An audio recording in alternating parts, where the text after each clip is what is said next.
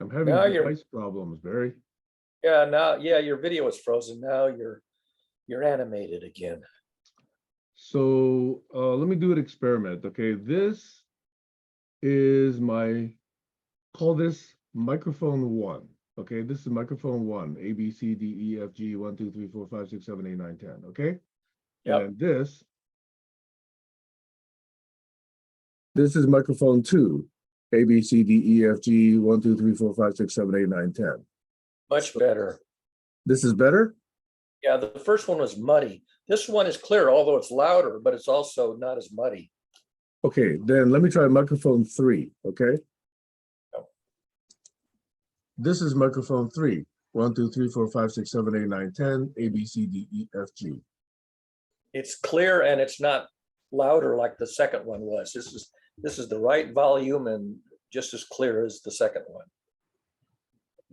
Okay, interesting. Now let me try and adjust the second one then. Are you set to automatic volume control? I think that's independent of the microphone. I think that's a Zoom setting for any microphone, if I'm not mistaken. Yes. Okay, how about this one? I reduced the sensitivity on microphone two.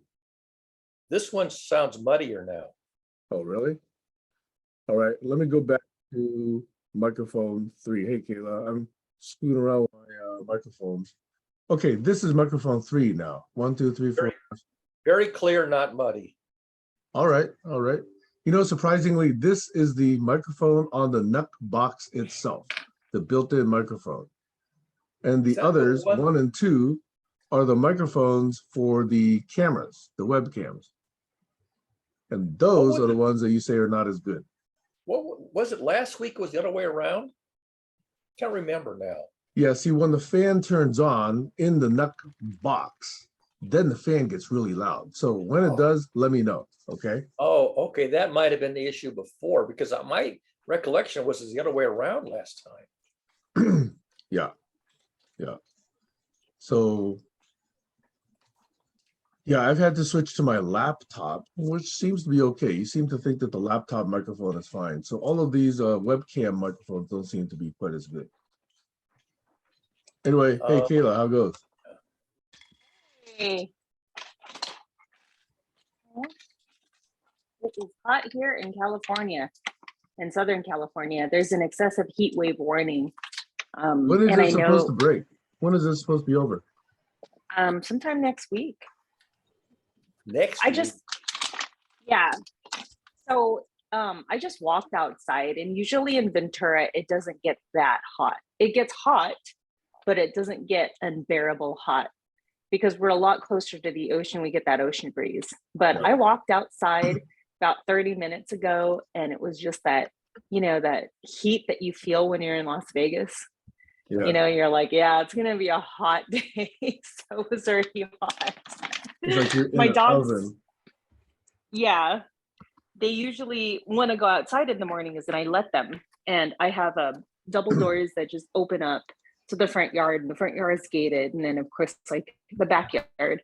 And I usually leave those open, wide, and they can come and go in the front and the back as they please. But today I'm closing it. I'm like, sorry, you're gonna thank me for this. Yeah. Yeah. So I had one small thing to follow up on with you, Barry. Yeah. You know this video that I got banned from YouTube on? Yeah. Yep. Thanks for looking at the transcript. So what did you find in the transcript? Some reference to ivermectin or what?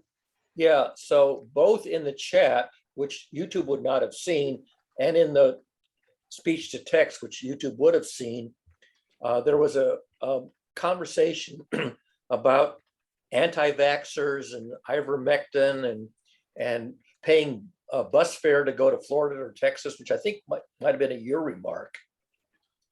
And you can't tell in the speech to text, it doesn't tag the speaker. So you can't be sure who was saying what sections, but yeah, there was clearly a discussion about vaccines and ivermectin and COVID and stuff. And you can look at. We can't honestly discuss that crap. Well, I don't think it was so much a discussion as about recommendations or criticisms or things that might have sounded like advice. Were And we that- recommending?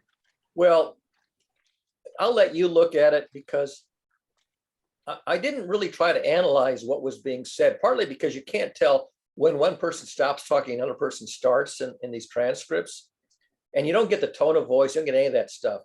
So what I do know is that Alex posted a link to an article, which I didn't go back and look at the article to see if it was pro or anti or controversial or what, but it didn't matter because that was in the chat. That was in the Zoom chat. So presumably that's not seen on YouTube. But it was like, I think 35 minutes. I think it was 35 minutes into the spoken conversation that the topic came up. And I know that Alex was part of the conversation. I'm pretty sure you were part of it. And maybe, I think maybe Colin or somebody else, I can't really tell who were spouting off about it. But I can see that at least ivermectin and COVID and anti-vaxxers were mentioned, and that may have been all that YouTube was picking up and not parsing. Or they parsed it and decided that it was, over some red line. And I just simply can't decide that without either spending more time poring over the transcript or listening to the audio of it. So anyway, the notice I got from YouTube was, we heard your appeal, we disagree, we're taking you off, we're not putting it back on, and you've been warned, and you're going to be not warned next time, you're just going to be removed. Yeah. That's what YouTube basically told. Now, I suppose if you wanted to, you could black out the audio of that section and put it back up with the, with the section blocked out, or just let it go, because I mean, we're talking about almost a year ago. So who's going to watch it anymore? I mean, isn't it worth but the point is, how does YouTube operate? And if it operates this way, I would say study the actual remarks to see if they sound like they would have crossed the line, because I didn't really study the remarks to decide whether or not they were bad advice or something like that. Only the fact that there was a discussion. Okay. Anyway, that was point number one. It basically means we can't even have honest, open discussions about things without the risk of being censored. Well, there is a risk if you bring a topic up that's controversial, because then the algorithm— We should be able to. Well, in this case, presumably when you ask for an appeal, they would have gone back and listened to it. A human would have listened to it, we would think. Although they didn't confirm that. So at least in the appeal, however they decided that the content was over some line of theirs. Okay. But beyond that, I'm really not in a position to judge whether or not it was realistic or overly cautious or just, bad parsing. That I don't know. Okay, well, anyway, I've said my piece on this. Josh, you had your hand up. Yeah, I just been studying this for the last 5 years. I'm a YouTube guy.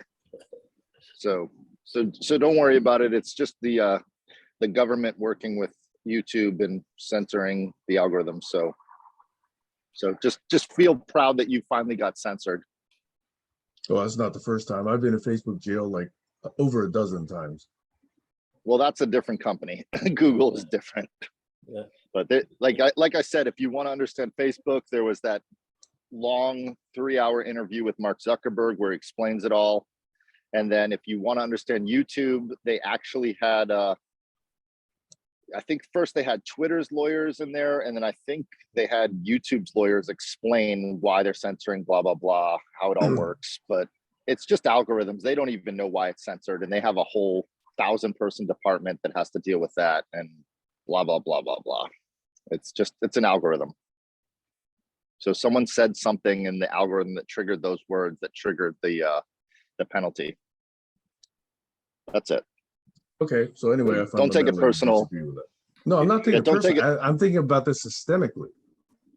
No, I know, but we talked about this over, I think you and I, about 2 years ago, I said I need to get access to all the videos, and I was trying to get them to download them so that we could put them in a place where this couldn't happen. That was my whole point of that, is to put it on a private server so people. Okay, now Josh is frozen for me. For anybody else, is it my connection? You know, he is frozen for me too. Do you ever listen on National Public Radio to the TED Radio Hour where they discuss the TED Talks, a bunch of them on a given topic? No, I listen to NPR, but never come across the TED Yeah. conversation. They don't carry these in every market, but at least in my market, they carry it. I think on Sunday morning or Saturday night, I forget. It's on the weekend anyway. Anyhow, they replayed an episode that was recorded actually a year ago because it's summer, they tend to do reruns. Anyhow, this was about dealing with commons, the public agora, the public commons, and they had 4 or 5 people on. Eli, what's his name? Pariser, and a few other people talking about commons on the internet and commons in physical communities and whatnot. And one of the people they had on was Jimmy Wales for about 5 minutes. One of your favorite people, yes. One of my favorite people. And the reason this ties in is because the interviewer who was interviewing him was asking him about, governance models on Wikipedia and how the rules work and who the editors are and all this kind of stuff. And this was he gave the TED talk that they were reviewing back in 2005, but the radio program is much later, probably just maybe just a year ago. And what's interesting is that I don't know what was in the TED talk because they only just do a few clips, but in the interview on NPR, he talks about ethics on Wikipedia. And the reason that he kicked me off is because I was co-writing an article, actually not an article, but a course in Wikiversity on ethics. And the thing was, there were examples of corruption among the editors. Those were the examples they asked me. And in kicking me off in defending these editors, Wales asserted ethics is beyond the scope of the project, meaning all of Wikimedia. And on NPR, he mentions how important ethics is, which really startled me because, on the radio, he says ethics is important, but when he kicks me off, he says ethics is beyond the scope of the project. Okay, so that was point number 1 I wanted to bring up. Point number 2, let me warn you, I don't understand. So I'm going to bring up point number 2. And I'm going to do it by sharing my screen on a post I made regarding Paul Dirac. Do you recall this, Barry? Yeah, in fact, I probably still have the page. Do I have the page still loaded? So let's see if you get the right page. Let me see if I can share exactly the right page here. It's not that one. Yeah, here it is. Yeah, it's the August 26th, yeah, 11 a.m. Well, your time would have been 8 a.m., I guess. So it's this one. Yep. So it's on the screen. You can read it for the record if you like. So it's about religion being an opium that allows a nation to lull itself into wishful dreams, etc., etc. So as you know, I'm on a campaign to counter the bad effects of religion. Okay. Yeah, a lot of people are. Yeah. Yeah. So this one promoted on Global Challenges Collaboration. Barry, you added a note saying the treachery of narratives. Yes. And then I actually do not understand this particular note from Joel. Neither do I. I read that note 2 or 3 times and decided that whatever he was trying to say, he was sufficiently vague and opaque that I didn't really know what he was saying. Because I was trying to get some help here interpreting it. So good luck. Josh, Caleb, do you guys have the ability to interpret this for me? I can paste it into the chat if you don't have the page. Well, it's up here. Isn't it on screen? Are you not seeing it? Yeah, but I don't know if it's going to be pretty small. No, No, should be readable. I'll just put it in the chat just so that it's easier to read in case that helps. So that I just pasted in the Joel Paris chat that Sam had highlighted in blue there for a second. Yeah. I didn't want to comment without understanding it, and I don't understand it. Neither do I. So it was a chance for me to try and see if I could get the greater consciousness of GCC to help me, or at least. I apologize. Those here. I'm on my small iPhone, so I can't read any of that. I'll But just I read. will, it's on Facebook, right? Yeah, Yeah. I'll just read it. It's only a couple of sentences. Joel Paris Okay, then. writes about Paul Dirac. This man died in 1982. What he considered rational has been proven wrong and irrational. A great many scientific ideas of the time have been shown inaccurate and lacking knowledge. And at the time, they were locking up and torturing people for ideas of rational science that has now been shown to have been utter ignorance, a crime against humanity. He should have just stuck with, quote, I don't understand, unquote, and not bothered with the rest of it, which was evidence that can be shown to be just made up ideas. End quote, Joel Paris. Maybe he's got Paul Dirac confused with someone else. That's what I think. Possibly, but I mean, he has the death date, 1982, which I didn't confirm, but that's probably about right.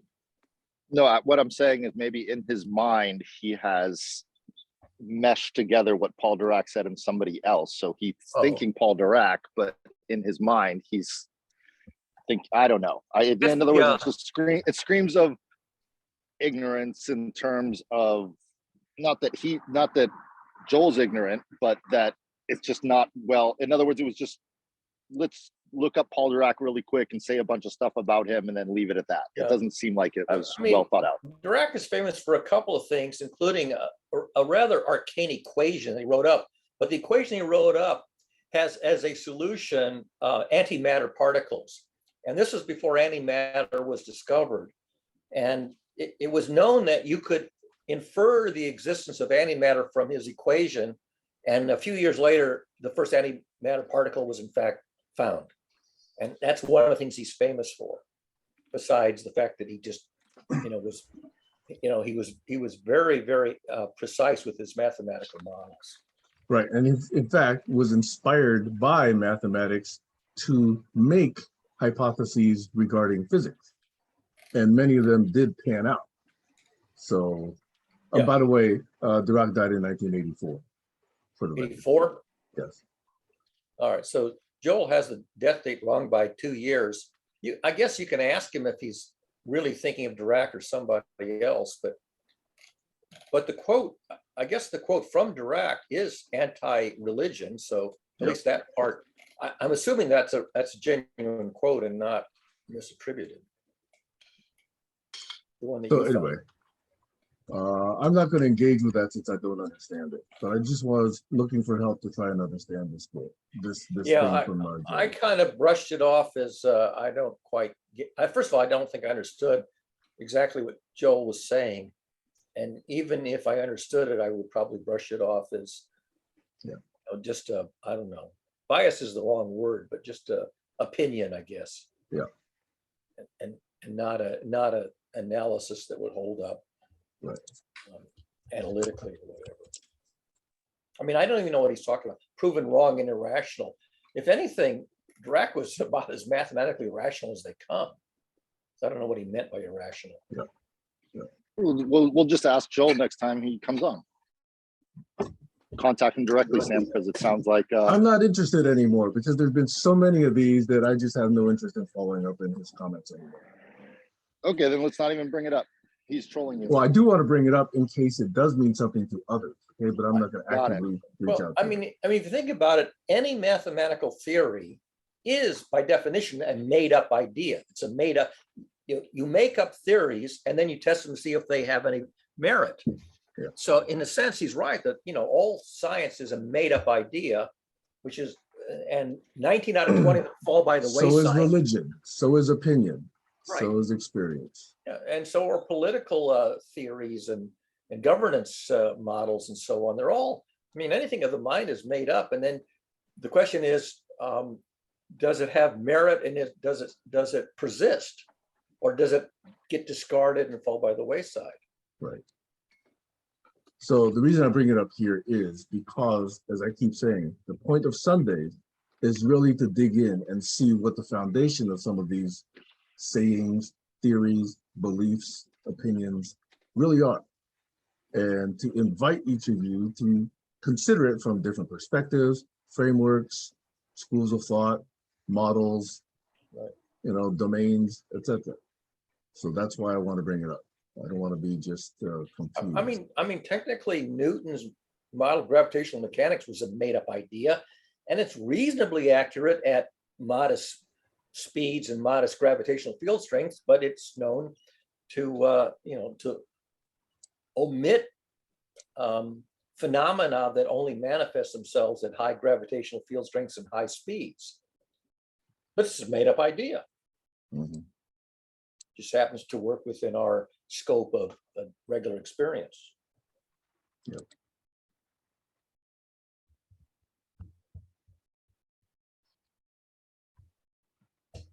So, the flat Earth is correct within a few square miles of our personal experience. yeah, exactly. So And if it's you want not to a just bad look around approach. yourself and say, I am feeling pretty comfortable, so therefore I don't believe in global warming. I Yeah. eat breakfast, so there's no global starvation.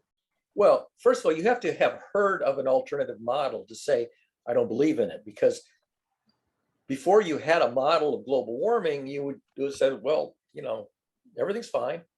You don't know any better. So you have to hear of an alternative theory that the Earth is round, or space-time is not a regular matrix, and timekeeping is not, you have to hear of an alternative model to say, oh, hooey. Which you will say. Most people will say the new theory is a lot of hooey. Until they get the evidence, to confirm it and falsify the old one. Yeah. So those are the two, and I could bring more, but I feel that I want to take a break at the moment and go back to some of these other ideas. All right, well, let's talk about something that's more interesting to everybody here then. Okay. So I wanted to talk about one thing here. Actually, no, let's open it up. Anybody else have anything that we really want to dig into deeply and look at from multiple perspectives? I'll just mention very briefly that the go-to guy that I have for cosmology is Ethan Siegel. And he knows who I am because not only is he on Facebook, but I'm one of the few people who not only regularly read his stuff, but find typos in them. And I always point out in a PM the typos, and he's very grateful because his editor isn't that good.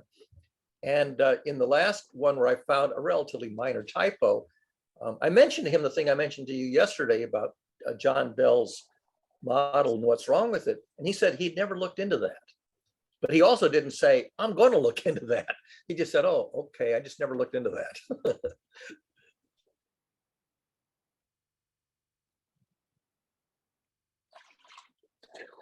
You asked the question if we have anything else. The only other topic I would like to discuss, not necessarily today, would be Donald Hoffman and his views on consciousness.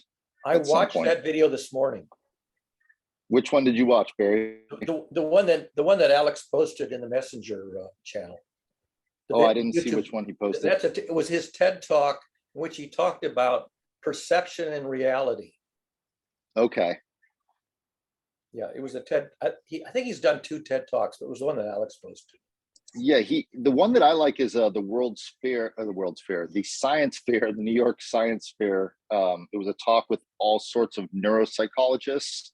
Yeah. And then they got to him, and it turned into this question answer session between him and the other scientists. I thought that was like watching his peers. Yeah, I thought that was more. That's not the one I watched the TED Talk one on perception versus reality. which I thought was a good talk. Gotcha. Yeah, and then the only other thing we can do another day, but this is that device I was telling you about. What is it? The Jackery. It's a battery that you can put the solar panels in and out of, and it's an inverter to convert it to AC. Yeah, you showed that once some weeks ago, I think. Yeah, there's that. I'm just saying if we wanted to do that test, like when we start the call, I can't do it today, but and then I would hook it up to this thing, which is that fold out solar panel. Yeah, okay.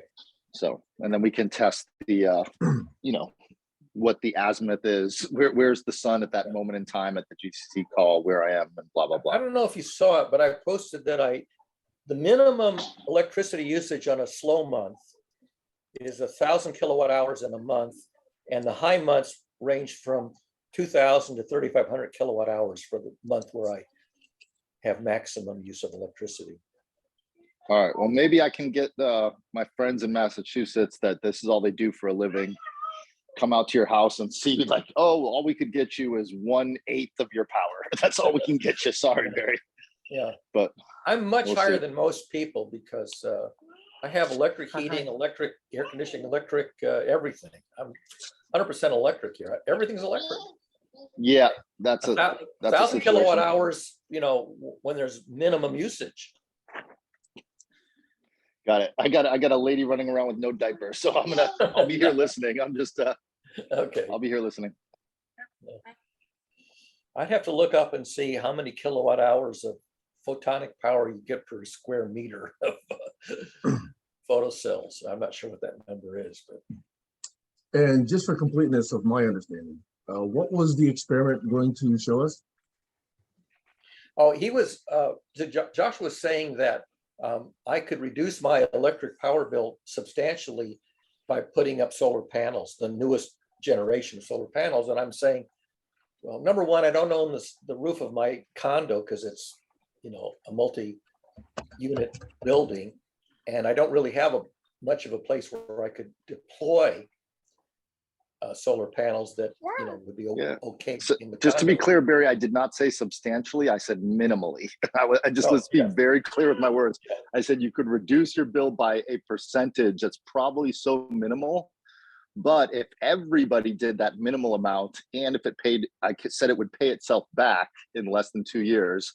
Yeah. But if everyone did that minimally, that would be substantial. Meaning if 8,000 people in Massachusetts did the minimal amount, that would be a substantial burden off of the grid in Massachusetts. Yeah, I'm sure that there are people who don't live in residential situations like I do, where they have the space and the opportunity. And there is this subsidy program where the state will subsidize the initial cost, although you do have to eventually pay it back.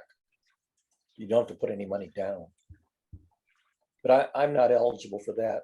Not because it's not available in my town, just that my unit, I don't have the space to put up the panels. Well, I don't know if other states have this. I think Washington just extended the time frame by which you could get some subsidy from the government to put up solar panels. Yeah. But my first location is not great. I had a solar company look at, one or two of them look at it and say, I wouldn't actually be able to use solar for all of my electrical needs, but it would be some. But the payback period would be much longer than 8 years, probably something like 12 or 14 years. So now I'm going to check a different location, a different route, and see if that can do it. Yeah, there's a lot of reasons why it doesn't make sense for me at this time, in this location, you know, at my age, you know, all that reason. Well, the biggest reason I can think of for you is I was astonished by how much you're paying for electricity.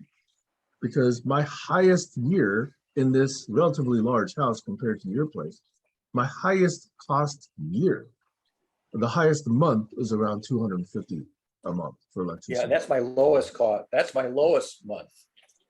Yeah, and you're one person, right, living in that condo?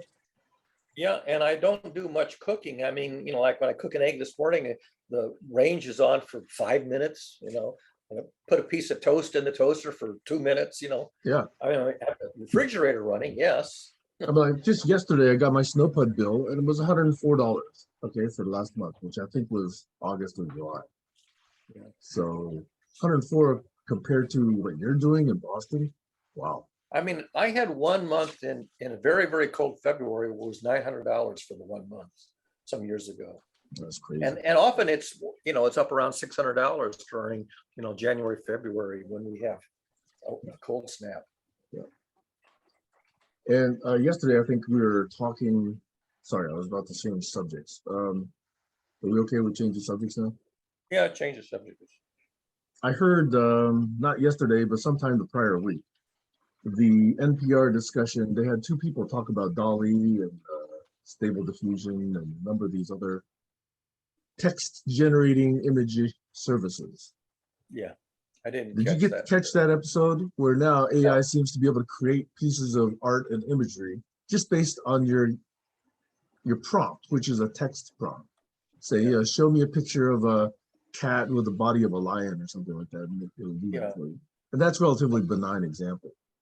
But the point they were making was that DALL-E would actually not do people. It would certainly not do known celebrities. It generally won't do people at all. And it has very strict guidelines on how you apply their AI technology. Whereas other services have no such restriction.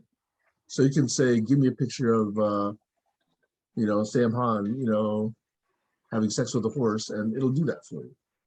And those kinds of capabilities are now being used by, I don't know if they're being used by, but anyway, Stable Diffusion chose not to make any restrictions on their service. Yeah, and they were talking about, as your favorite topic, Barry, the ethics and the wisdom of allowing this sort of thing. And I think that is worth discussion. Yeah, and the legal issues of defamation by portraying somebody in an unfavorable light and doing it knowingly, even if it's just, quote, demonstration of the art, there is the legal risk. And I can see why a company wouldn't want to make that capability available to the general public, simply because they would be held liable for its abusive use. Right. But the small piece of hope I heard in that session was that there is now a nascent or a vestigial, what do we call it? So nascent standard trying to evolve that says when you actually generate a device, you essentially provide a digital signature that says it was done at such and such time by such and such device with this such and such location with such and such tools, blah, blah, blah. And basically can give you a little envelope of information that says, this is my verification that this is a legit image. And if the image is altered, then that envelope disappears. And so when you get a piece of media, you can check to see whether it has such a signed envelope. The question is, of course, is this going to get adopted? Because it's very, very new. But that has hope of us actually being able to say, okay, so I do now trust this piece of media that I see, this one of, Trump saying, hey, I can grab any woman by the pussy. Yes, he actually did say this, versus Trump's claim that, oh, all this, stuff about him is made up. See, the more we have this kind of technology, the more he can say, oh, it's just fake. And that we certainly want to avoid, in my opinion. Yeah, that's this thing about narratives, that it's so easy to make up a narrative, and it's very hard to check whether the narrative conforms to reality. And I've been tracking this thing about the treachery. That's why I wrote the treachery of narratives. That was my comment that I put. The treachery of narratives is not a new meme, and in fact it goes back to Magritte, the treachery of images. Remember this is not a pipe. The title in French is the treachery of images. And so it's really an old idea. I don't know, was that a century ago when he did that painting? And the treachery of narratives is sort of the new version of that you can spin a narrative now and you have no way to realize how reliable or unreliable it is. And that's why I made up that word Nasori, N-A-S-O-R-I. I made up this word as the antonym of Satori. Satori's enlightenment of seeing things truly. Nesori is a made up word, but it's an acronym, not a source of reliable information. And I said, we need a word, to describe, I have this vision, but it's not a source of reliable information. It's not an insight. Sorry, it's not a source of reliable. It's not. I was not bearing accurate witness. I was bearing imaginary witness. And that's a little bit like that Joel Paris thing about scientists making up ideas. If you make up a theory in science, the theory makes a prediction that can then be tested experimentally. But if you make up a narrative, how do you test it? It's a story about something that's already happened. You can only go back to the other actors in the story if they're available. Yeah, and in fact, quite a few of the episodes of Columbo, where the perpetrator makes up a story, and Columbo has to go back and find evidence that's reliable evidence to overthrow the narrative that's being spun up by the murderer. And he has to bend over backwards to find reliable evidence to overthrow the narrative, the alibi. It's really interesting how deeply embedded that meme is into the formula of that program.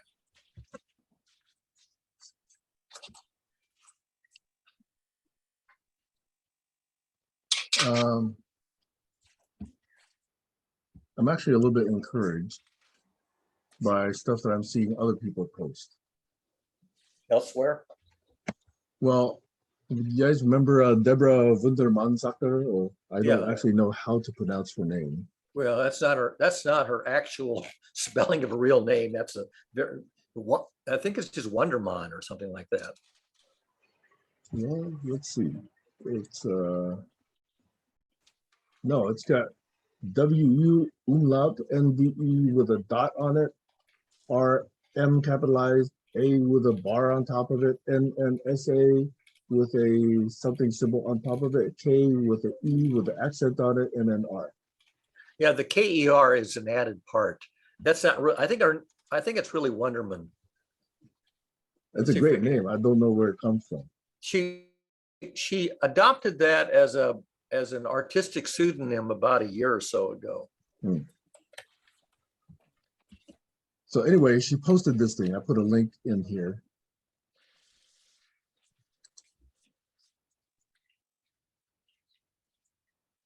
To it, because the reason, and look, I think religion has helped people if they are actually guided by its morals and ethics to be good people.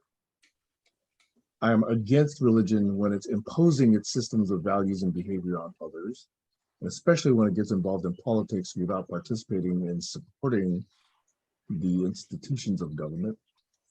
And it really does need to be separated from government in this country, at least, because constitutionally, that's the way things were set up.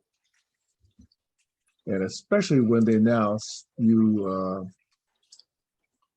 oppression and abuse and eliminate people's rights, that's what I'm actively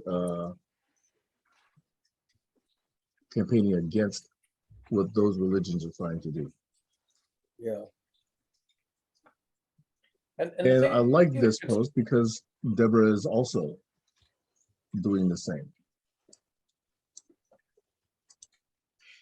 Her father was, I think, Presbyterian minister in Washington, D.C. I'm not sure if I have the right denomination, but she is the daughter of a minister. So she grew up in the church household. I don't really have a lot of details. And she also has, I don't know if it's a brother or some family member that she was at odds with, but I don't remember exactly the story on that. But she did say that she wrestled with a lot of issues because her father was a preacher.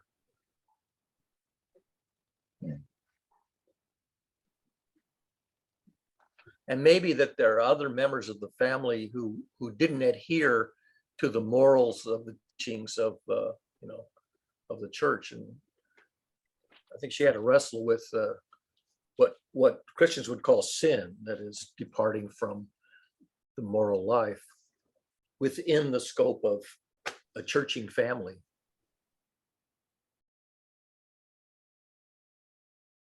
So I'm going to invite Deborah to the co-sense making group and see if she participates. Yeah. The next thing I wanted to bring up is this quote from, this is somebody I've never met, but somebody I have been reposting somewhat through the years. But it's a reasonably long quote. It's probably going to take a minute or two to read. So I'm going to read it if you guys want it as part of the record, because I invite your participation in discussing it. If humanity is going to survive, we have to face the fact that we cannot engage with our regressive factions at face value. We cannot hope that reason and good faith arguments will win the day. Conservative, regressive, fascist ideologies and their followers do not adhere to the same rules of reality. Their reality is whatever they wish it to be, whatever aligns with their egocentric paradigm, and no one can alter it for them. It doesn't matter what is true because they only have to convince others of the lie long enough for it to be useful, and then discard it. And by forcing you to disprove it, you waste your time in a futile effort that will fall on deaf ears. It doesn't matter what the science says because their entire worldview relies on fallacy and magical thinking.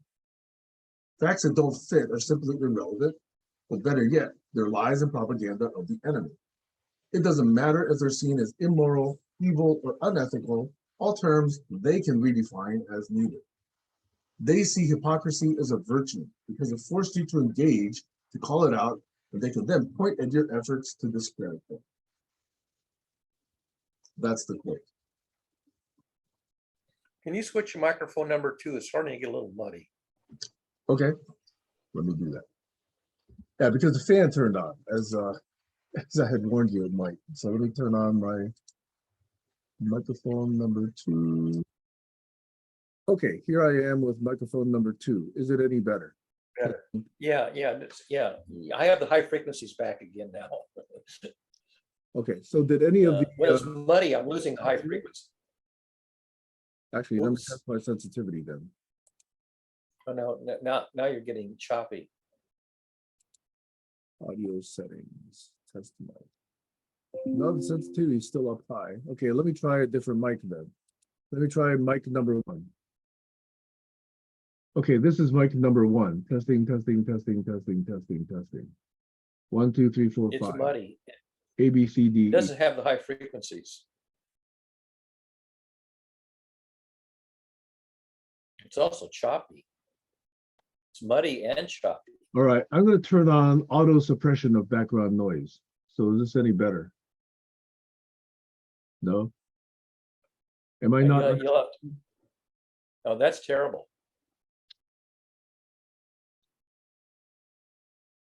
Okay, now this is auto suppression on microphone number 2. A, B, C, D, E, 1, 2, 3, 4, 5. That's better than the last one. All right, let me try the, okay, so this is now the NUC built-in microphone with auto suppression. And this is one where it's close to the fan. 1, 2, 3, 4, 5, A, B, C, D, E. That's pretty bad. All right, let's go to the second one. You know how to use the test mic and playback? Yeah. On the I would have to why don't interrupt you my do a round of, participation here if I were going to do that. yeah, you can interrupt for a minute and see for yourself how it sounds. I am testing 1, 2, 3, 4, 5. Testing 1, 2, 3, 4, 5. Testing 1, 2, 3, 4, 5. Testing.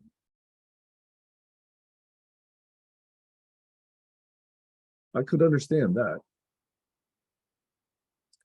Okay. Anyway, I can drop off if the audio is not good. No, it's okay. It's just that when you were leaning back and reciting that, it was a little bit, I had a strain to catch everything you were saying. Okay.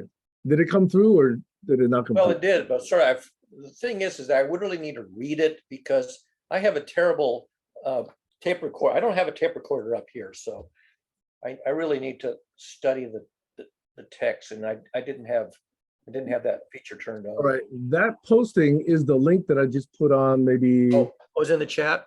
8 minutes ago. Yeah. Oh, let me just get that then. I can find it here. Let's just. It's basically understanding of things that are converging, you know, from the frustration we have looking at the media, from the brutalism article I shared maybe a year ago, that this from an account called Adequately Llama, it basically says we can't reason with the extreme right because their methods don't rely on truth, rational thought, and they just create everything that's false so that you have to waste your time disproving it. And by then, they've already achieved their objective with a lie. All right. Found this absolutely fascinating deep dive into ancient rites, rituals, and religions and doing That's research. not the one. Oh, that's not the one? That's the one that's the last thing you posted about 10 minutes ago. Really? Hang on.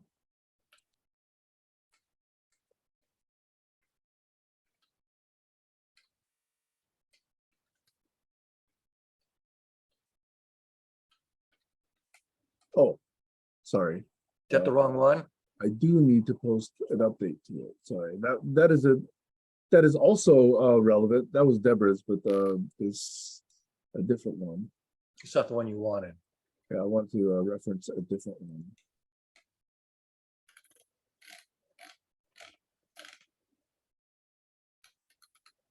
But you can see she has a deep background in theology and religion and rituals and, you know, all the churchy stuff. Yeah. Darn it. Now I'm back to the wrong place.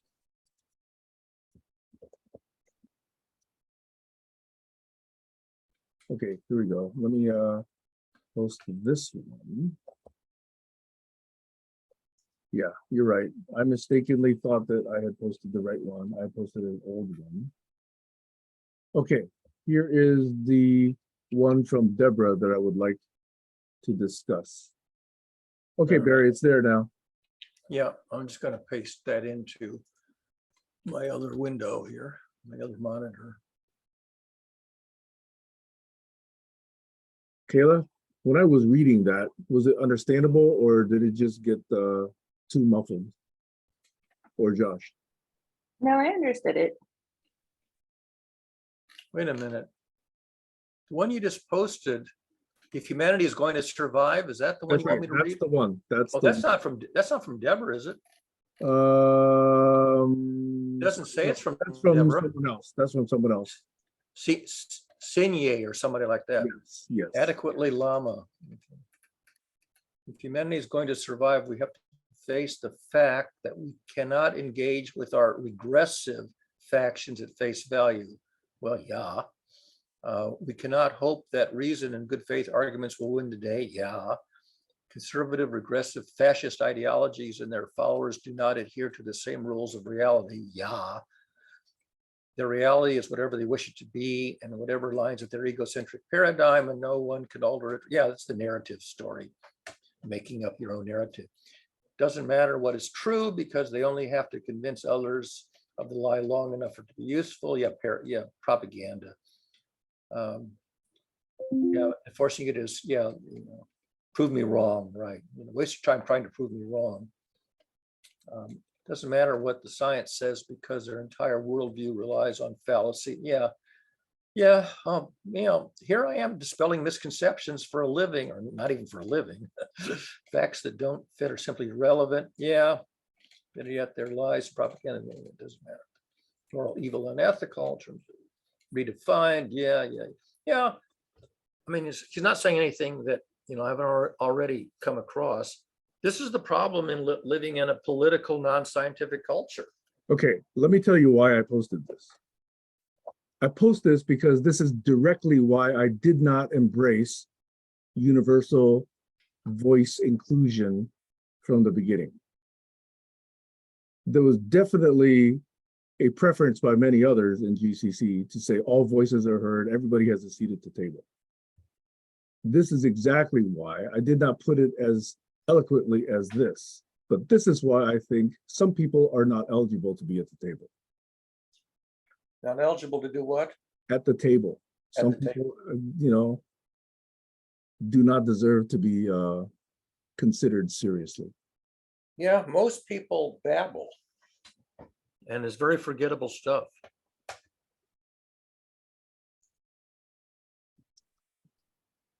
So if I'd been able to say that 5 years ago, I would have been, I don't know, maybe also disregarded, but at least I would have felt better about what I was trying to say.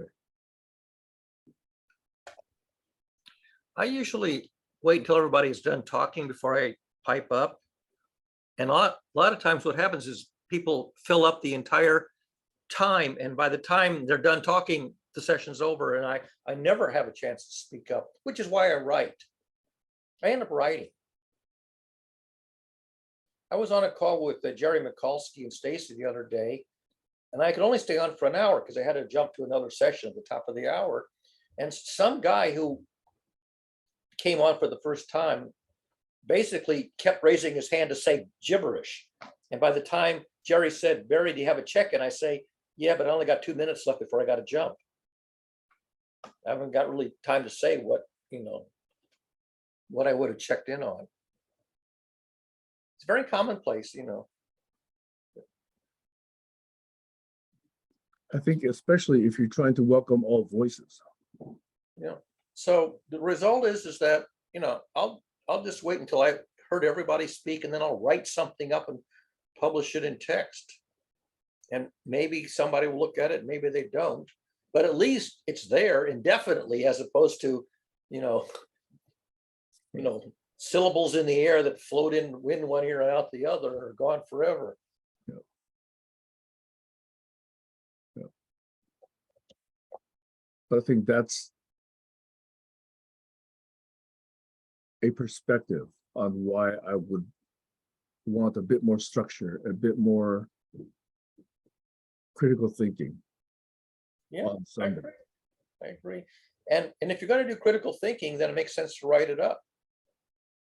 I mean, if I have something to say, I'll write it up in advance and even read it, because I'm not very good at speaking off the top of my head without notes.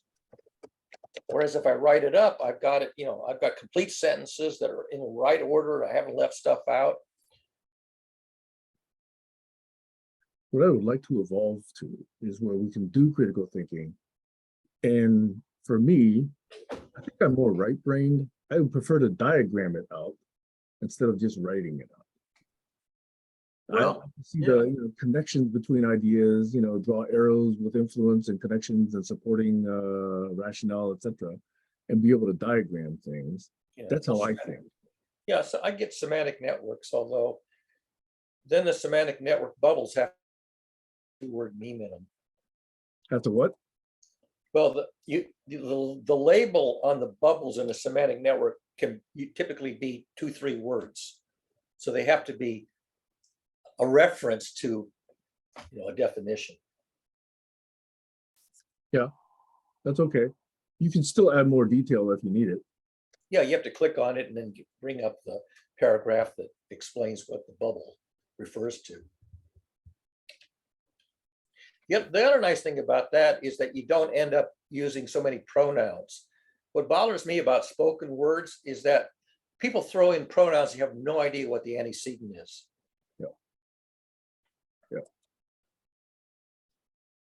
Yeah, references are key if you're actually trying to reason. Yeah. I always get derailed by indefinite references with pronouns with vague antecedents.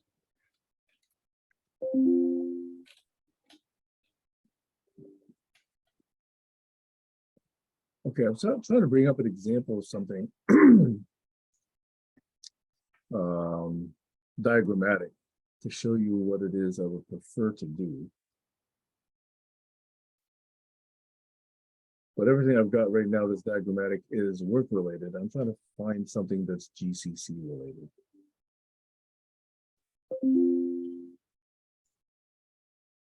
So I don't share something that's proprietary. Anyway, we've been going an hour. We haven't heard really much from Josh and Kayla. You guys have topics you'd like to bring up for today?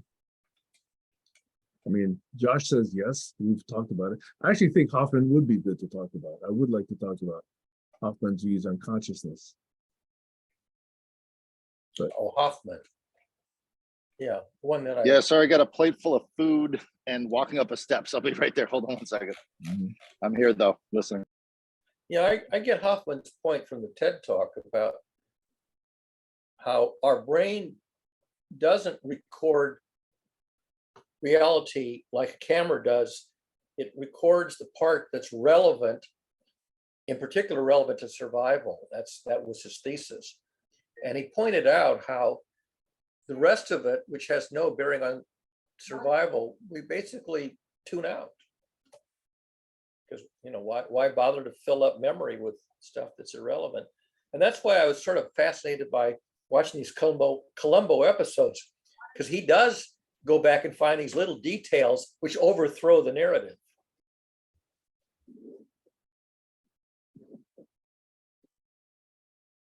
These things which would otherwise be absolutely irrelevant in an ordinary context. yeah, and I am not yet equipped with his TED Talk, so I'd be mostly listening to you and Josh speak about this since I don't know the material yet. Yeah. So he was sort of talking about consciousness and reality, and whether the way we store information in our mind differs from objective reality in the context of a total picture that's complete and comprehensive.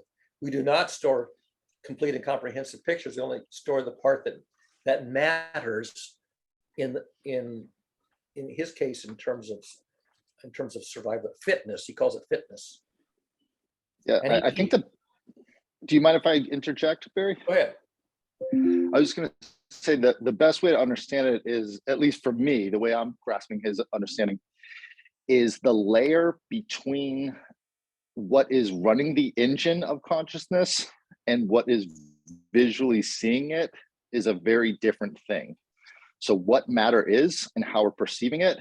And the analogy he uses, the desktop is how we perceive the code of a computer with icons, but the icon of a Word document is not the Word document itself, and it's not the code behind the Word document. So we're moving icons around a screen. And I guess it's a kind of a big theory, a big idea is all of reality, we're moving icons of reality that we have constructed, but that's not what reality actually is. If that helps the framework, let me know if that helps or hinders. So by icon, are you referring to possibly like mental icons, mental symbols of what we are thinking that we perceive? Yeah, or look at it from the perspective of an insect and their view of reality. So they're not seeing what we're seeing. When we look at a plant, they're seeing the infrared, if it's a bee, and they're seeing a whole lot of things that we don't see at all. But that is just as much the reality of the plant as the way our eyes see the plant. And we just see one color green or one color yellow. We're not seeing that full spectrum of light, but then also it's not just what we see that creates reality, it's the way we construct it in our own head. So he's trying to find the mathematics of our conscious agency and how that mathematics constructs reality itself. So it's just trying to take it one step further of, yes, a train is coming, it will hit you. We know it's a physical train, but there's a lot more to reality than the physical aspect that we see and don't see. And what is the math behind it is the question. What is the math of a cement road that's mixed with different chemicals? Can we see the chemicals that are mixed into the cement? that, or the tar, how hot it's heated up? Can we see the actual coloration of the heat itself coming off of the object? And an infrared camera can do that, but our eyes can't. And that's just my interpretation of understanding, but it bears witness that reality and consciousness is a lot more. Probably it looks like computer code, meaning the spin of electron. If we could slow down the spin of an electron and actually see the covalence bonds of all of matter in 1/1000th the speed or 1/1 billionth the speed, what would that look like? And that's probably what reality actually is, but we're constructing another layer of it, which is like our desktop computer in our minds, if that makes sense. When you tune in your AM radio to listen to a piece of music, are you thinking about electromagnetic waves? No, you're just saying I'm tuning in a radio broadcast, and you're thinking of the radio station broadcasting the music, and you're completely tuning out the physics of radio. So you record the aspect that matters, and you ignore the medium by which the aspects are overlaid. So, for example, if you see something and you are asked to describe it, you'll give the name or a few words what you saw, maybe a sentence or two. And so the label is really the narrative or the name. Yeah. So if I say, well, I ate an orange, and I don't describe in excruciating detail, the orange, you just have a generic orange. So it's like the label, that's the icon. It's just the name or the shorthand. And if the orange had a bruise on one side or was spoiled on one side, I would never mention that unless it was relevant. It was an aspect of it that mattered. So a lot of the stuff that we store is the minimum representation that matters, and throw away all the rest of it that doesn't matter. Go ahead, Sam. So again, prefaced by saying I haven't seen the material, I don't know Donald Hoffman. But just from what I'm hearing right now, it seems like what we're talking about is our perceptions are influenced by our instruments of perception. So if our eyeballs are only good for certain frequencies, our ears are only good for certain frequencies, our touch is only good for certain surfaces, our smell is only good for certain molecules, et cetera, that seems to be relatively well established biologically.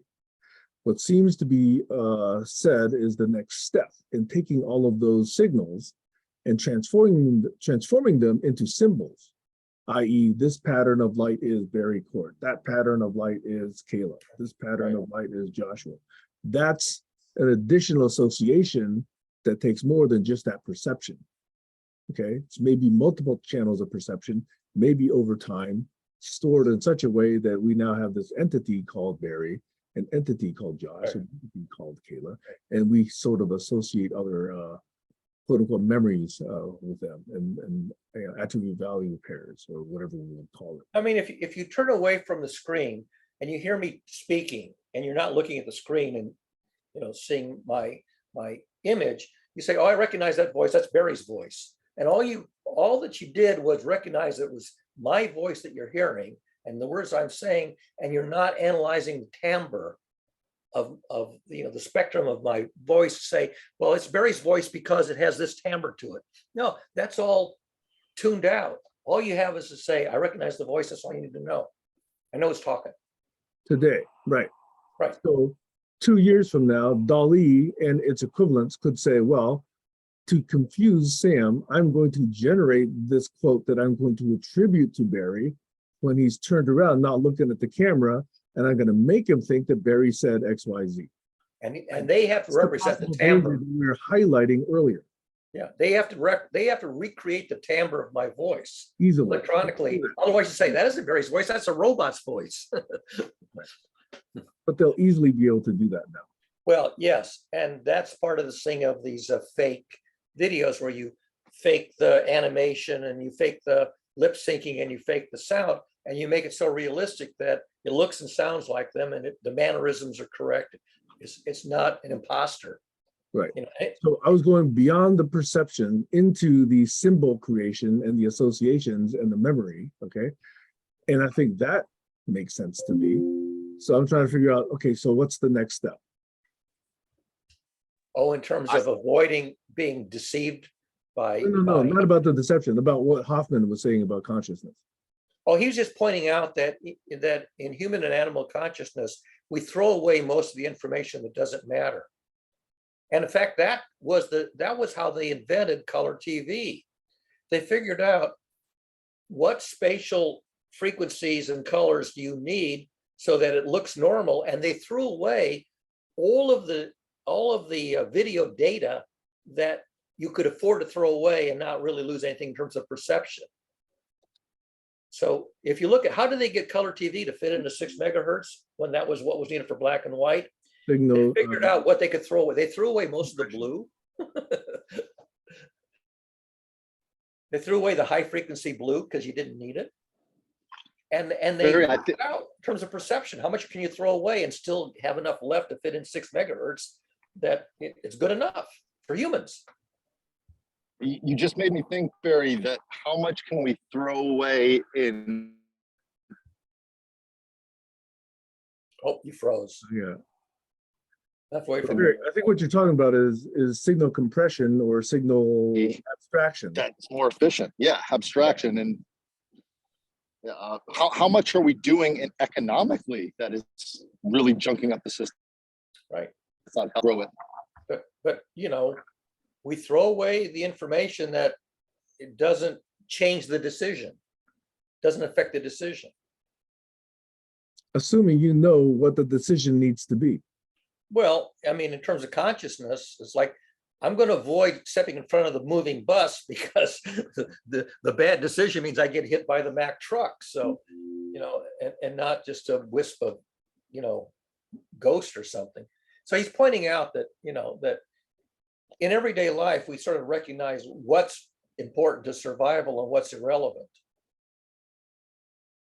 And our brains are what he points out that your brains are wired to recognize what's significant for survival and learns to throw away the stuff that's distraction. And he points this out in laboratory experiments where he wired up systems in simulated evolution. He says, if I try to get reality, if I try to get limited perception, or if I try to remember what's important for survival, remembering what's important for survival wins, and the others that are trying to record reality, they die out. And that was the laboratory thought experiment that sort of pointed out how important it is to pay attention to what matters and ignore the stuff that, for all intents and purposes, doesn't matter. Okay, as an experiment, I have a video I'm going to share Okay.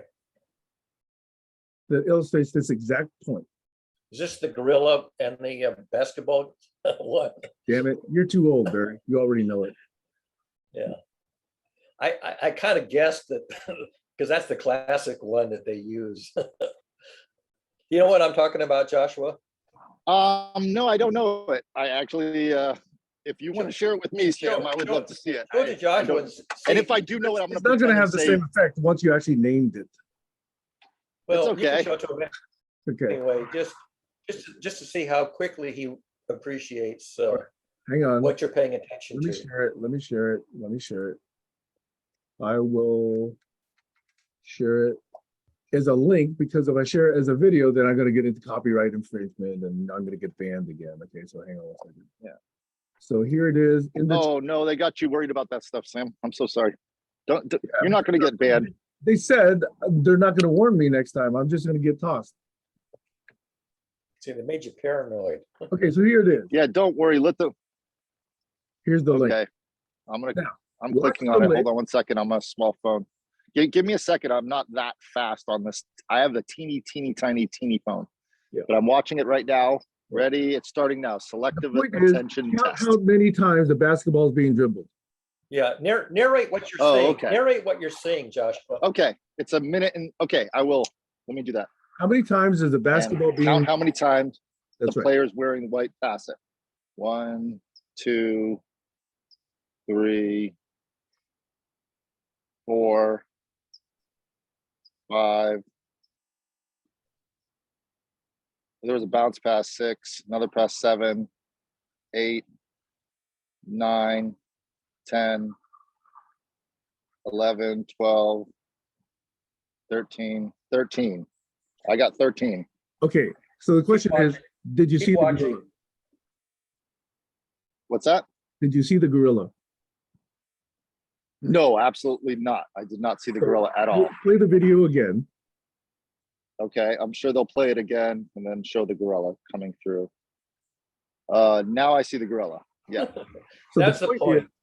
What Barry was saying is, as your mind focuses on a task, it basically doesn't see other aspects of reality. Correct. And this is what I've been trying to tell everyone after reading the holographic universe. Right. They have that inside of the actual book. It'll make part of the book disappear. It blew my mind that your brain, like, sorry, I dated a neuropsychologist when I read that book, and she was getting her PhD in neuropsych at UCSB. And when I realized that what I'm seeing is not actually what I'm seeing, that my brain is filling in parts of reality, that screwed me up for about 3 years. I couldn't believe that my whole life I thought I was seeing what's there, and I'm not. I'm filling it in with what I think is there. Exactly. And we all do that. And it's Yeah. not just visual, it's audio and memory.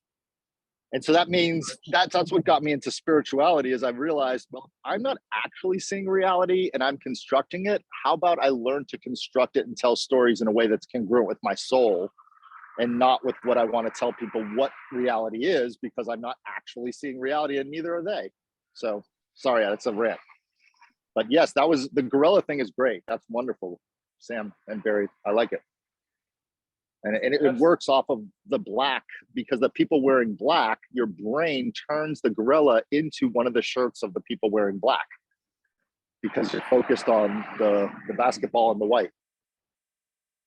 This morning before dawn, around 5:30, it was still dark out.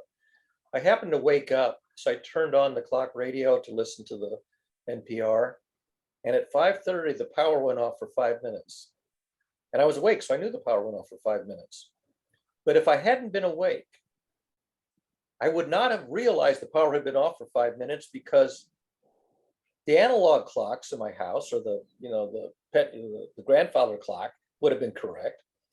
I eventually would have figured out that, how come my computer doesn't wake up from sleep mode? It was powered off.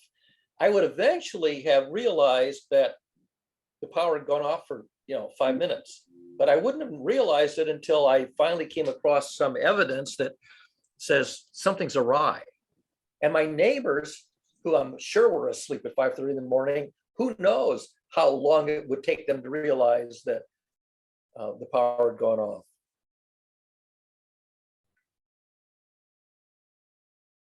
Yeah, and in traditional, like, or they use the symbol of the coyote as the trickster guy. And I read a story a long time ago. I think I've talked about this. A gentleman comes through a town. He's wearing a hat, and on one side it's green, on the other side it's blue. And he walks through the town and causes all sorts of trouble with the townspeople. And then he leaves, flips the hat around as he walks the other way, so everyone sees the same color. And then they say, "Did you see that guy come through town with that blue hat on?" And they go, "No, it was green." "No, the guy with the green hat." And they're like, "No, he was wearing a blue hat." And he's just screwing with their reality. And if you think, they could have happened 1,000 years ago. So the coyote, AKA the comedian, the person that takes your reality, you think you're going in one direction in a story, and then they change it and it makes you laugh. That's an important person. That was actually known as the shaman of the tribes when we used to live in those small 30 to 100 communities.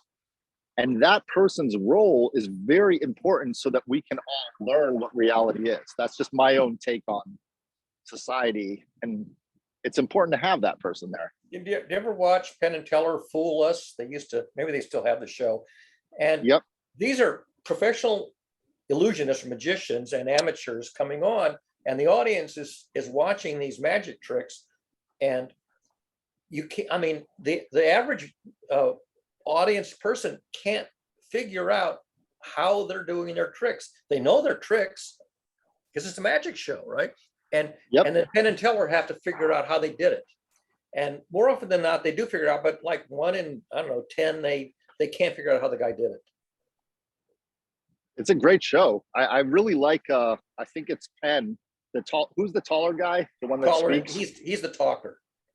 Yeah, I've seen interviews with him. He's a very fascinating human being, just his life story. And he's also anti-religion, by the way. He's a devout atheist, I believe. Yeah. I think he is an actual proclaimed atheist, not agnostic, but atheist. But Teller is the genius. He's the illusionist genius. And he does talk in real life. He just, in the act, he doesn't talk. Yeah. Sorry for the wind, guys. I'm going to mute my mic. I'm in San Diego and a heat wave just came in, and then all of a sudden the wind is cooling it down. If it's loud, let me know in your ears. Yeah. So I'm interested in still going back to this idea of consciousness. And once we actually do these mental associations and we have the understanding that our perception is limited and that we construct these associations, in our own minds, what's his next claim or explanation or perspective on consciousness? Well, I brought it up to you, Sam, because he wants to do the mathematics behind it. He's very much a computer scientist who became a psychologist and started studying this from a purely science-based hypothesis. Let's do the math and figure out what are these icons and how do they mathematically interact with each other. And that brings me back to James Gates Jr., who said that he figured out the mathematics behind the universe. He made a bold claim. He was in all the science festivals. And I think there is an underlying mathematical code that we will be able to all agree on, which will be... Sorry, I might have cut out there. Can you hear me? Oh, we heard you. You did cut out a little bit. Am I still here? Yeah, we still hear you. Hold on 1 second. I think maybe he lost his earbuds there. No, just my earbud went out and I put it on speaker, but I'll turn it back to the ear. So do you want to finish that statement? Because my ears perked up when somebody says, Sure. the mathematical whatever, because there's many mathematical models that are being proposed. So I'm trying to figure out what somebody means when they've got the mathematical model. Well, what I mean is an evolved, not but changing the old standard using, let's just say, Newtonian physics to a new standard that he doesn't even know what it is. He's just asking for more scientists, more mathematicians, more people to use some sort of baseline to move it in a direction that's new. It doesn't mean that's the only one, but at some point in time, we have to adopt a new model that'll bring us into the new physics that's coming up over the next 200 years. And from what I hear of all the smartest people in the world, we haven't changed any sort of modeling after string theory. And I think that was in Barry, maybe you can know, Barry, when was string theory proposed? Was that the early 80s or late 70s? Oh, I don't know the exact decade. I think people have been... It was in the 70s. Yeah, probably. Because that model has held no weight. It was great at the time. It moved us in a direction and it's been sitting there waiting. And I think to progress our advancement of understanding of the universe, of everything, which to me, I call that physics. Physics is the movement of everything. We need to look at consciousness differently. And I think just by putting things into, there's a great show. I was watching it yesterday. The premise is great, but the show got a little campy. It's called Devs, D-E-V-S. Have anyone seen this? It's a sci-fi show about a computer company that's doing advanced computing, like so advanced that they're floating in a giant Faraday cage with electromagneticism and using code that can predict time and space to 2,000 years in the past. And it can visually show you what happened 2,000 years. It's a campy show, but it's very interesting premise of computer code. It starts off with a guy looking at a protein folding, and he could predict 30 seconds into the future how the protein's going to fold.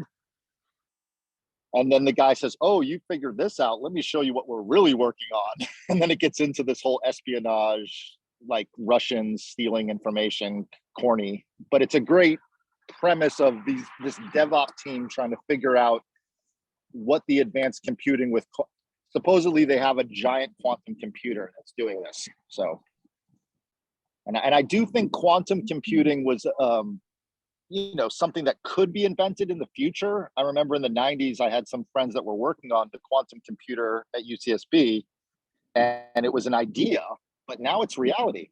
They actually have a quantum computer moving qubits.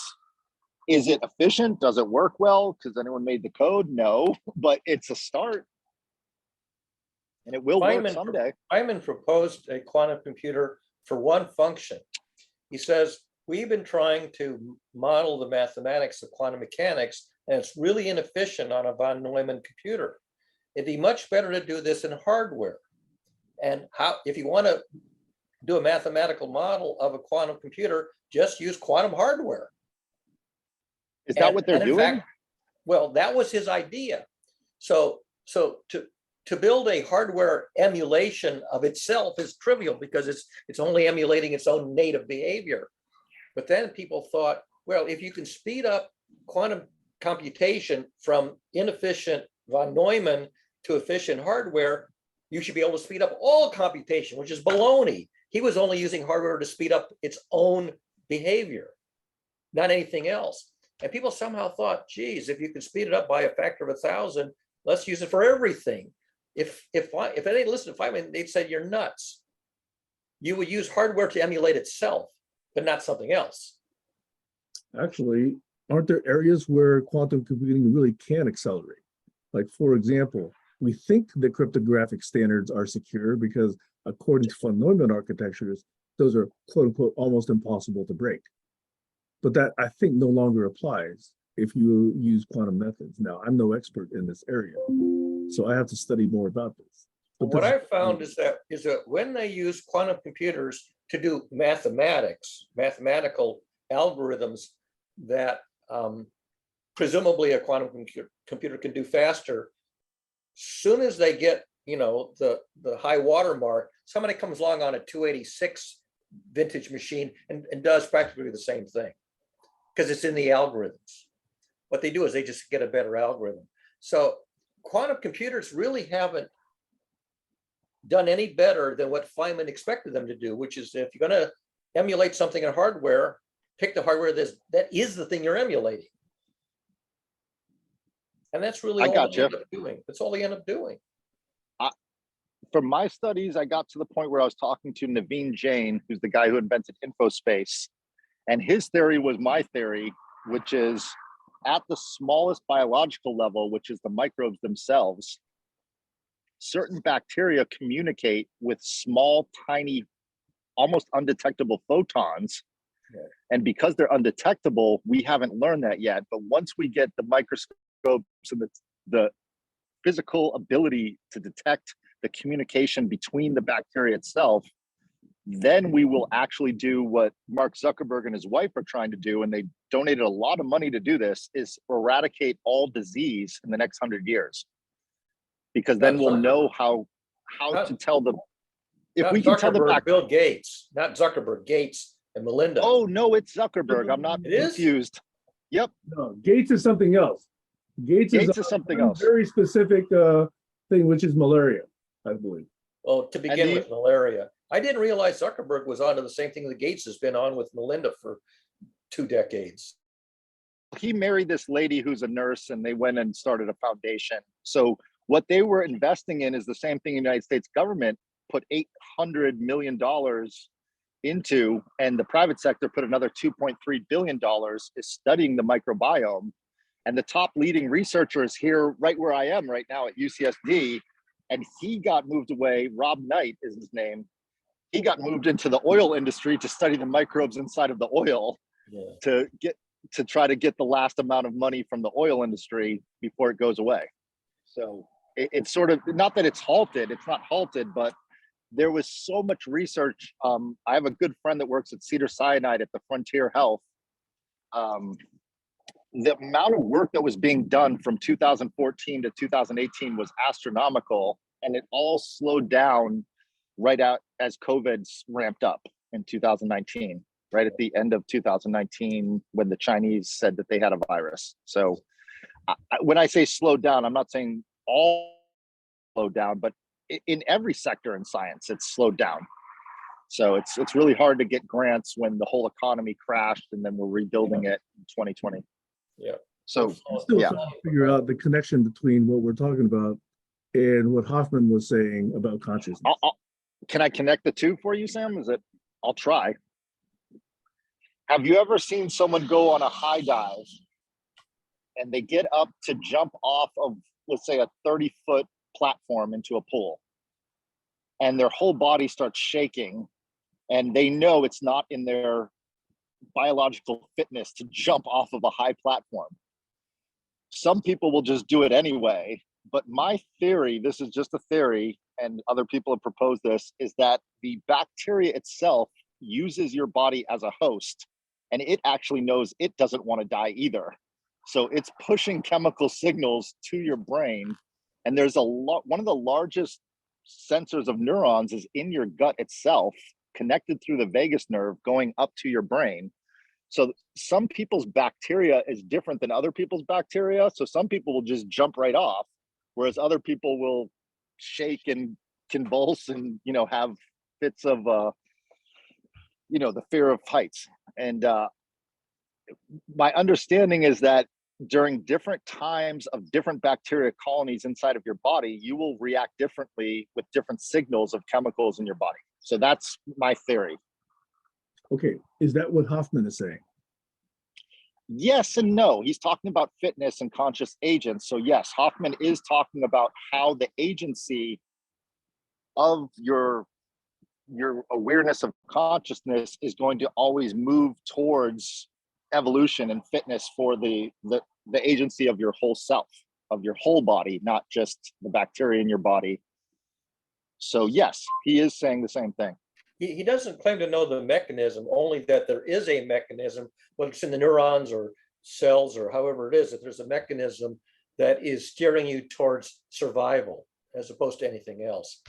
So I think the mechanism is something of a mystery or a research frontier.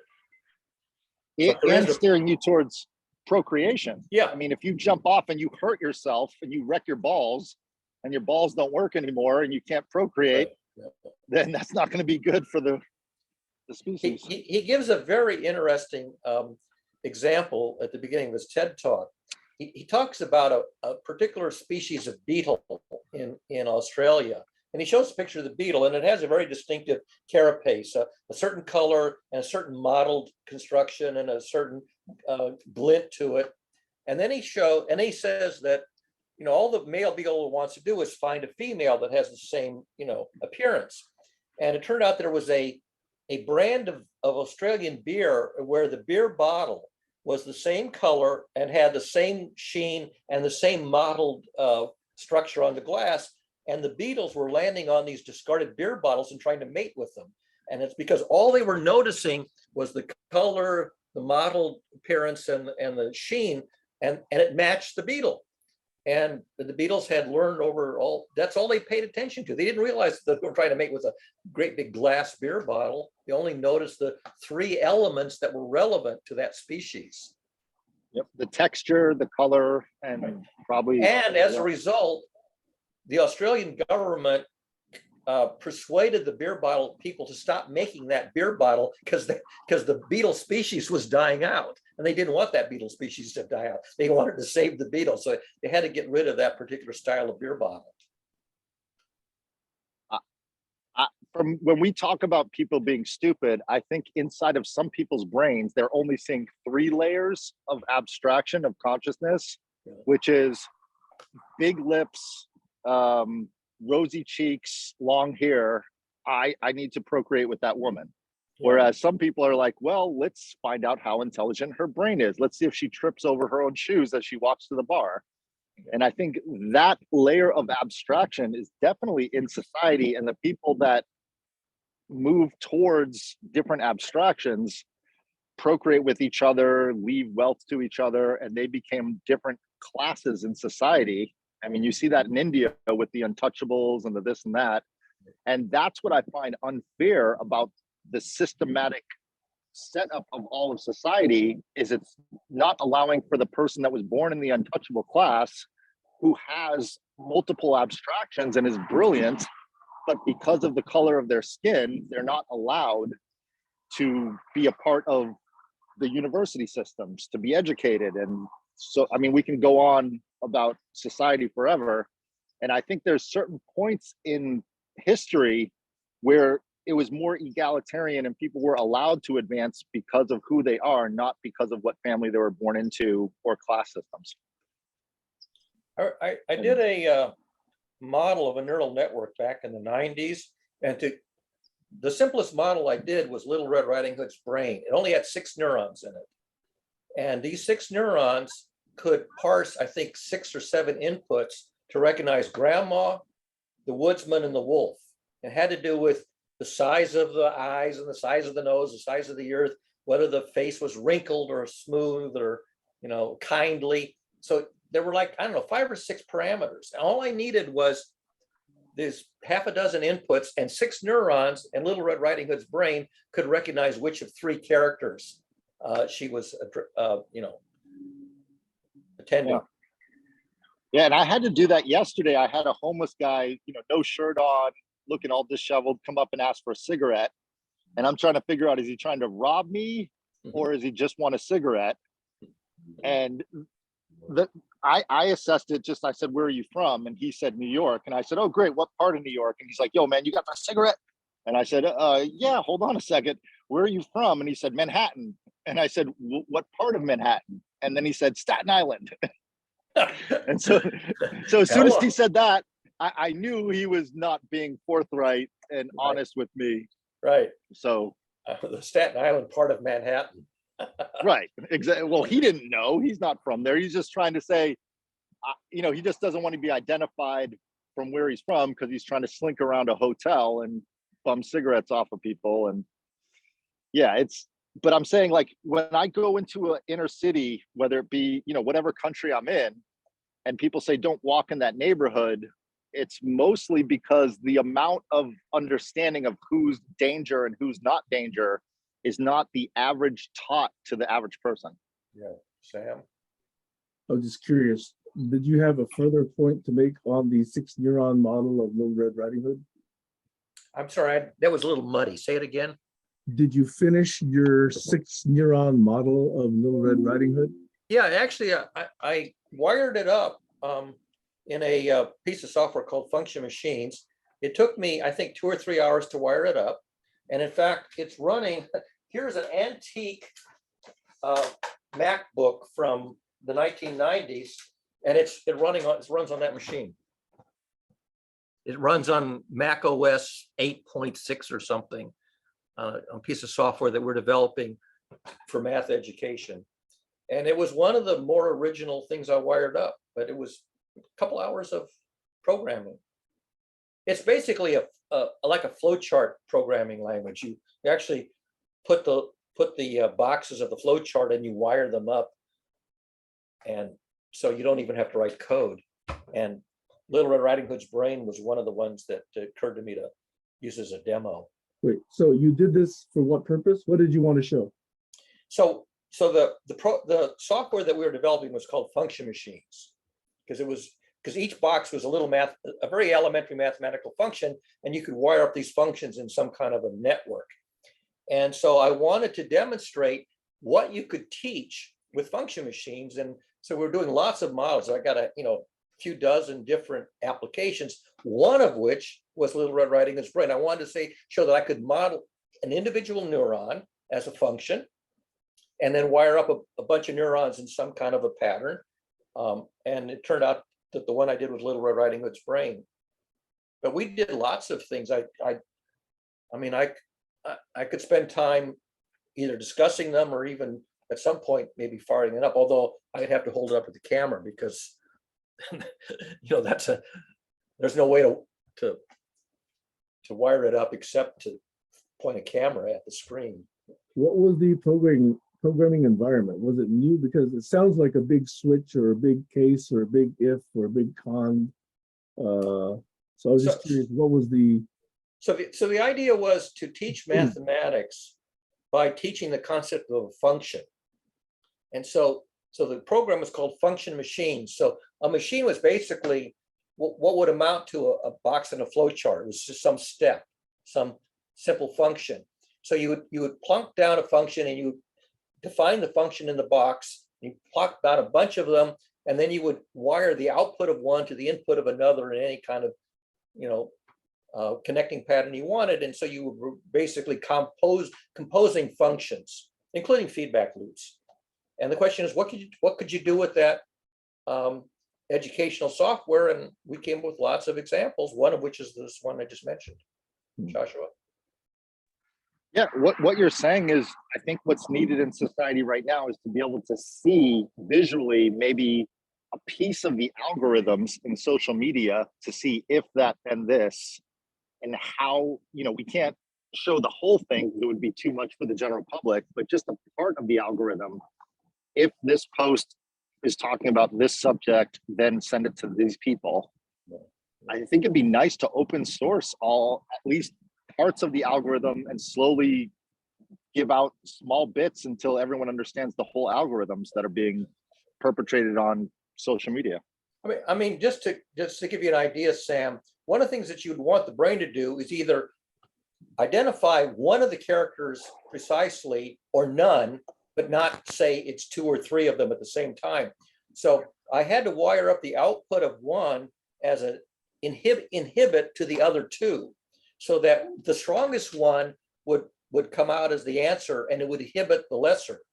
And so part of it was the feedback loop of the inhibitions, so that you would get at most one answer or none of the above. So you needed the equivalent of an and or an XOR or an or, right? No. There, basically what you did, the neuron basically took a bunch of inputs, and either input was either positive valence or negative valence. It would sum them. And if the net sum was bigger than the threshold, it would fire. So all the neuron did was fire if the positive inputs exceeded the negative inputs by some threshold. And then you could feed that signal into any other neuron. So the output could be the next layer. So it was like 2 layers. One was the sensory layer and one was the decision layer. So it only had 2 layers, like 3 neurons in the sensory layer and 3 neurons in the decision layer. And basically, so for example, an input was how big are the ears?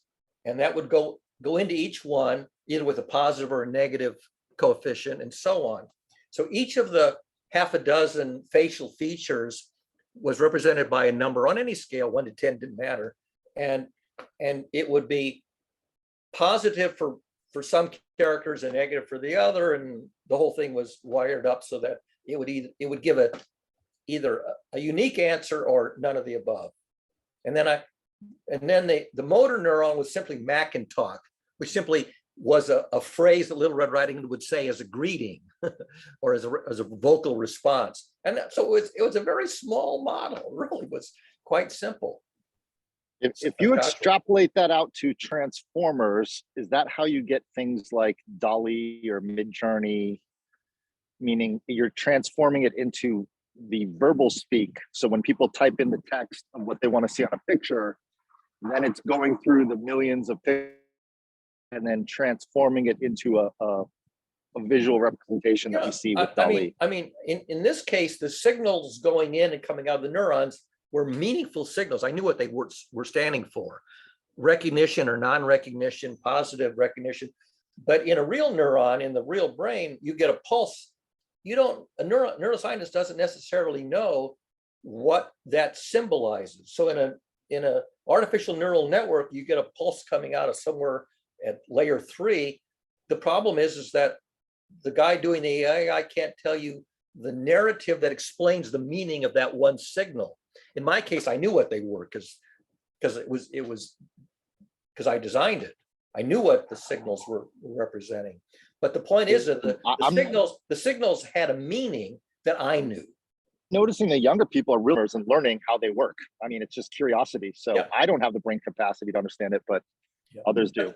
But the point of Little Red Riding Hood's brain is it was a simple enough example that he could show how to wire up a handful of neurons where every signal coming in and out had a known meaning, and you could see how you could wire up a neural network to do what Little Red Riding Hood's brain had to do, which is to recognize the character reliably and then react accordingly. So my take on this is, I think, an interpretation of the millennia for evolution, which is that if you take a look at that reasoning, it was approximated by 5 or 6 neurons, as you say, right? Right. But what went into those neurons, like this is a large ear, this is a large tooth, Right. these are, big claws, that takes many more neurons to figure out. Exactly. And in this case, those were the inputs that the user provided. Of the development of the brain. Yeah. Because it took millennia for the sensory neurons to Right. and Yeah. relatively little time, like less than 100,000 years, for the neocortex to evolve. Yeah. Something like that. Okay, it may have, not exactly. Yeah, the vision systems, the ability to form a visual image and then parse the image to the relevant thing, that's the part that I have people who know how to do that. And I was already providing as an input what big eyes you have, what big ears you have, are you, do you have wrinkly skin? Are you a kindly countenance? So I was already providing the result of the sensory perceptions as the input. That would have been, beyond the state of the art for what I was doing back in the 90s, taking raw pixel data, and parsing that. That's what Google image parsing does today. Yeah. So if you take a look at the history of brain development and sort of try and map that into the history of AI, what history was able to do was try and what computing was trying to do is approximate the simple things. The simple things that came late, but the harder things is what's now being attacked. In other words, we now have big data, big analytics, big neural networks that can attack the problems addressed by the sensory neurons. Exactly. And the kinds of, cones and rods and, what is it? Little bones in the ear, whatever they're called. Oh, yeah. Right. They can approximate the signals coming in, and that's a much bigger mess of things. Absolutely. Yeah, bigger neurons have to develop so that your 5 neurons could say, oh, that's grandma. Exactly. And that's why I chose that model, because I could do that model in 2 hours on function machines and demonstrate the purpose of function machines was to show how you could do a calculation or some kind of an algorithm with useful input data and recognize which the sensory information mapped to a particular character in the story. Here's what's interesting for me. We've got relatively simple logic, which we were able to do 50, 60 years ago, compute. Right. Okay? Right. We now currently are addressing sensory and perception modes of the brain. Right. The next challenge, which I think, Josh identified with Hoffman and whatever, is to say, what is consciousness? Which I think includes emotions, all of that crap. Okay. Absolutely. So that putting together might be getting us closer to understand what's inside our cranium. Yeah. And it's not surprising. You do the simple stuff first, which is the simple logic stuff. Then you do the perceptual stuff, which is really complicated, takes a lot of data, and you have to pump it to a bunch of neural networks. Right. And then we have to figure out what are the dynamics of how all of this is structured so that we get this self-awareness, we get this thing we call consciousness. And the introspection is how you actually even define it. Right. I don't even know that there's a good definition of consciousness yet. Yeah. So the introspection, which is to say, can I actually narrate what my neural networks are doing when I have intuition? That's the hard part. That's the thing where you have the expert who could say, I'm listening to your car motor and I can hear a sound and it means your thermostat is out of.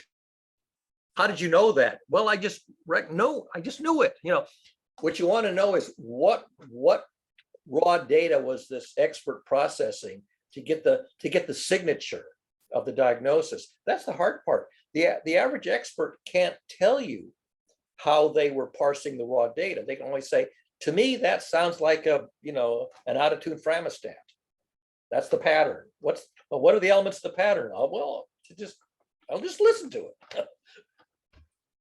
By the way, Hopper may be relatively recent, but I remember about 30, 40 years ago, there was a book called, I think it was called, and I may be incorrect, but I think the title is called The Evolution of Consciousness in the Bicameral Mind. Yeah, I know that book. Bicameral brain.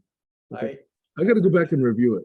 Because Yeah. I think he was already postulating some of these things that we're now starting to dig into. Yeah. And that was the notion that one half of the brain was watching the other half at a higher level, at a sort of supervisory level. So the low level part of the brain was doing the raw processing, and the other half of the brain was saying, my brain just figured something out. How did it know that? So you had sort of the supervisory half of the brain narrating what the the autonomous side of the brain was doing, and that was the point of the bicameral brain. And if you think about it, you put in an alarm system in your house that's measuring, I don't know, temperature in every room and this and that. Oh, looky there. And it will enunciate if some observation is out of whack, and it'll sound the alarm.